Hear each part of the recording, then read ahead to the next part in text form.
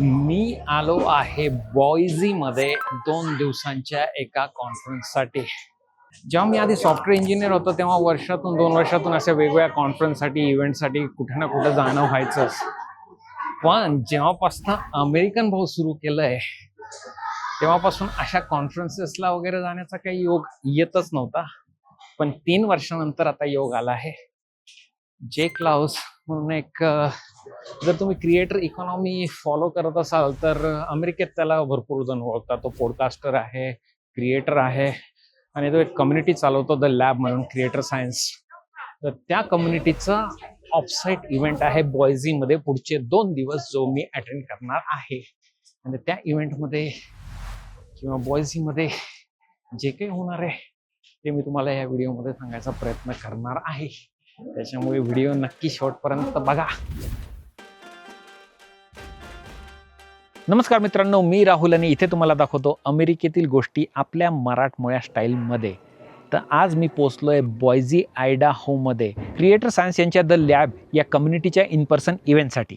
या इव्हेंटमध्ये YouTubers, podcasters, newsletter writers, LinkedIn authors अशी वेगवेगळी क्रिएटर्स मंडळी एकत्र येऊन शिकते. या कम्युनिटीचा फोकस वेगवेगळ्या बिझनेस ॲस्पेक्ट्सवर म्हणजे वेगवेगळ्या रेव्हेन्यू स्ट्रीम्स, मॉनिटायझेशन स्ट्रॅटेजीज अशा गोष्टींवर आहे.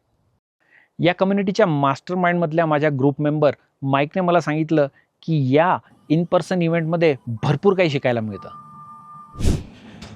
चला, बॅग हॉटेलमध्ये टाकली. आता जाऊयात कॉफी शॉपमध्ये जिथे माझे मास्टर माइंडचे मित्र लोक बसली आहेत, त्यांना भेटूयात. मास्टर माइंड म्हणजे एका मोठ्या कम्युनिटीमधला एक छोटा ग्रुप जो एखाद्या टॉपिकवर संवाद साधतो. तर आता हा 2 दिवसांचा इव्हेंट आहे हॉटेल रेनेगेडमध्ये, जे आहे डाऊनटाऊन बॉयझीमध्ये.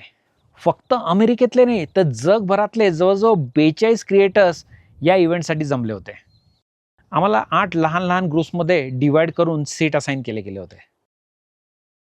हे आहेत जे क्लाउस, क्रिएटर इकॉनॉमीमधली महान हस्ती. जे क्लाउस यांनी क्रिएटर सायन्स ही कंपनी सुरू केली, जी जगभरातील क्रिएटर्सला ऑडियन्स वाढवायला, बिझनेस उभा करायला आणि कंटेंटमधून उत्पन्न वाढवायला मदत करते. यूट्यूब, पॉडकास्ट, न्यूजलेटर्स आणि द लॅब या कम्युनिटीच्या माध्यमातून त्यांनी हजारो क्रिएटर्सला मार्गदर्शन दिलं आहे. एकेकाळी त्यांना वाटायचं की ते काही क्रिएटिव्ह नाहीत, पण एका छोट्या न्यूजलेटरपासून सुरुवात करून आज त्यांनी $multi-million बिझनेस उभा केला आहे. जे क्लाउसने त्यांच्या कंटेंटमधून एक गोष्ट तर दाखवून दिली की यूट्यूबमध्ये आणि कंटेंट क्रिएशनमध्ये यश हे लकमुळे नाही तर डेटा, एक्सपेरिमेंटेशन आणि सिस्टीम्समुळे मिळतं. आता जर तुम्हाला द लॅबमध्ये जॉईन व्हायचं असेल तर कम्युनिटीचा हिस्सा होण्यासाठी काही क्रायटेरिया आहेत. नंबर 1, फक्त serious creators. Number 2, creator business mindset हवा आणि ऑडियन्सचा ग्रोथचा पण विचार हवा. आणि सगळ्यात महत्त्वाची तिसरी क्रायटेरिया म्हणजे तुमच्या एखाद्या सोशल प्लॅटफॉर्मवर कमीत कमी 10,000 फॉलोअर्स पाहिजेत किंवा तुमचा क्रिएटर बिझनेस महिन्याला कमीत कमी $10,000 कमवत असला पाहिजे. जरी क्रायटेरिया मीट नाही झाला तरी बेसिक मेंबरशिप घेऊन नंतर तुम्ही क्रायटेरिया मीट करून तुमची मेंबरशिप अपग्रेड करू शकता. पहिला दिवस झाला आहे आमच्या ऑफलाईन इव्हेंटचा आणि भरपूर काही शिकायला मिळतं आहे. भरपूर काही इंटरेस्टिंग कॉन्सेप्ट्स कळत आहेत, नवीन गोष्टी कळत आहेत वेगवेगळ्या प्लॅटफॉर्म्सबद्दल. जबरदस्त प्लॅनिंग आणि विचार केला आहे जे क्लॉजने हा इव्हेंट बनवण्यामागे. एन्जॉईंग इट सो फार. पहिल्या अर्धा एक तास ग्रुप इंट्रोडक्शन आणि एकमेकांना ओळखून घेण्यातच गेला, तुम्ही काय करतात वगैरे. एक एक्सरसाइज त्यांनी डिझाईन केली होती. ती एक्सरसाइज करताना तुम्हाला कळतं की तुम्ही कसं त्या गोष्टीमध्ये सुधारणा आणू शकता. जसं माझ्यासाठी मला असं फार वाटतं की सेल्स आणि मार्केटिंगमध्ये जरा कमी पडतो आहे आपल्या अमेरिकन भाऊ बिझनेस साईडमध्ये. तर मी त्याच्यावर जे काय होतं एक्सरसाइज मी त्याच्यावर केली आणि मला भरपूर म्हणजे ऑलरेडी आय कॅन फील, मला वाटतं आहे की त्याचा भरपूर फायदा होणार आहे. त्याच्यानंतर लंच होतं. लंचमध्ये आम्ही इथे बाहेर बसून लंच वगैरे केलं आणि लंचनंतर 2 सेशन झाले.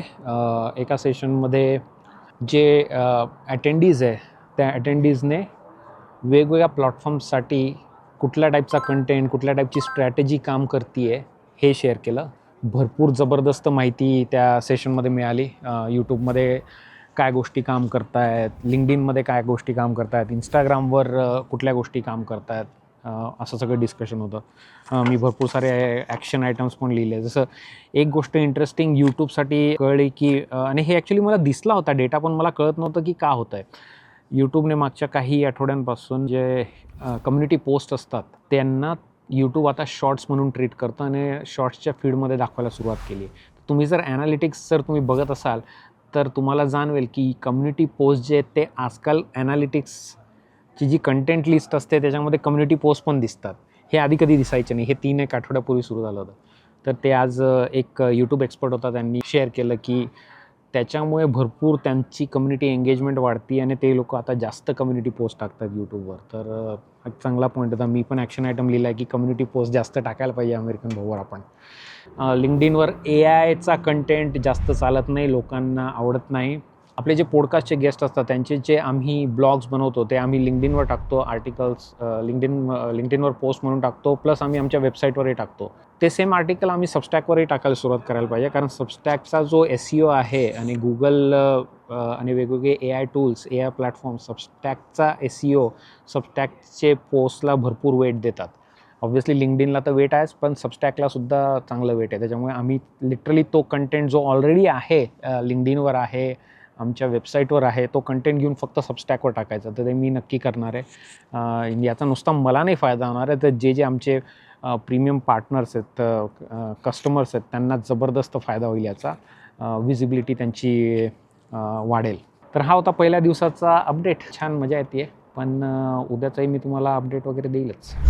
ओके, दुसरा दिवस सुरू झालेला आहे. काल संध्याकाळी आम्ही एक कम्युनिटीने एक ट्रिविया क्विज ऑर्गनाईज केली होती. तर ते ट्रिविया क्विज झाली, त्याच्यामध्ये सगळ्यांनी भाग घेतला आणि नंतर एक सगळ्यांसोबत डिनर प्लॅन होता, 50 लोकांचा डिनर.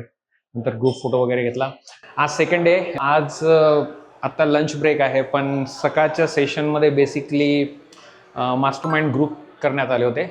6 लोकांचा एक मास्टरमाइंड ग्रुप, आणि मग ती लोक एक 2-1 तासासाठी सेपरेट दुसरीकडे जाऊन प्रत्येकाने आपापल्या बिझनेसमधले चॅलेंज सांगायचे आणि मग ॲज अ ग्रुप तुम्हाला फीडबॅक मिळणार तुमच्या बिझनेसबद्दल. तुम्हाला जे काही त्रास होत असेल, अडचणी येत असतील तुमच्या बिझनेसमध्ये, त्याच्यावर तुम्ही काय काय करू शकता याच्या आयडियाज वगैरे डिस्कशन झालं. भरपूर चांगलं डिस्कशन झालं. मी ऑब्व्हियसली अमेरिकन भाऊबद्दल सांगितलं, मी आपल्या कम्युनिटीबद्दल सांगितलं, भाऊ चॅलेंजबद्दल सांगितलं.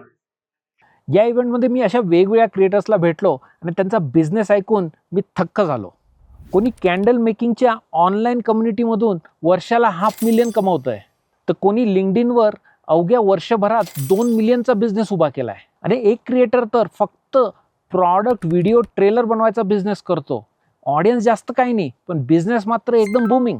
वेगवेगळ्या क्रिएटर्सचे वेगवेगळे बिझनेसेस आणि त्या बिझनेसेसचे वेगवेगळे रेव्हेन्यू स्ट्रीम्स खरंच फारच इन्स्पायरिंग होतं. मित्रांनो, कॉन्फरन्स संपली आहे. 2 दिवसांचा ऑफलाईन इव्हेंट आत्ताच नुकता संपला. डिनर झाला आहे. शेवटी जे क्लॉजसोबत पण एक छोटी क्लिप घेतली आहे. तर मित्रांनो, आपल्यासोबत आहे जे clause, the one and only जे क्लॉज. क्रिएटर सायन्सचे, ज्यांच्या कम्युनिटीमध्ये मी मागच्या 1 वर्षापासून ऑलमोस्ट 1 इयर, आणि आत्ताच त्यांचा ऑफलाईन इव्हेंट झाला. 2 days, amazing experience, lot of inspiration, lot of learning.